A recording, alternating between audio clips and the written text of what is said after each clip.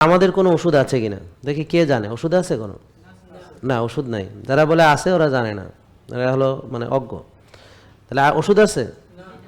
আচ্ছা, তাহলে ওষুধ দিয়ে যদি রোগ ভালো হইতো তাহলে তো আর মানুষ এত কষ্ট করে এখানে আসাও লাগতো না, তারপরে এত কষ্ট করে শেখা লাগতো না, এত কষ্ট করে মানা লাগতো না। ওষুধ খাইতো আর কি হইতো, ভালো হয়ে যাইতো। আর ভালো হইতো, আমরা ব্যস্তাম আর টাকা কামাইতাম। বলেন কি? ব্যস্তাম আর টাকা কামাইতাম। বলেন কি? ব্যস্তাম আর টাকা কামাইতাম। তো কষ্ট করার দরকার কি? ওষুধ খায় আপনি যেমন ভাই শুকায় যাবে ওষুধ খায়, তো ভাই ওষুধ খায় পুঁস করে শুকায় যাইতো। হ্যাঁ, আর এরকম ওষুধ যদি থাকতো সবাই তো মানে কি না ফাটায় ফেলাইতো। কি গান ভাই? ভাই আমি খাইছি শুকায় গেছি, সবাই যে খায় সেই শুকায় যায়, দেশে আর মোটা লোক থাকতো না, অল্প কিছু দিনের মধ্যে খাইয়া সব শুকিয়ে যেত নাকি? ঠিক কিনা? আর ধরেন ডায়াবেটিসও থাকতো না, ওষুধ খাইয়া সব ডায়াবেটিস ভালো হয়ে যেত, কোনো রোগই থাকতো না, সব রোগেরই ওষুধ।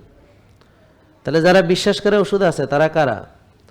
তাদের ওই যে অসুখ সম্পর্কে কোনো নলেজ নাই, রোগ কিভাবে তৈরি হয় সেই সম্পর্কে কোনো নলেজ নাই। বুঝতে পারছেন?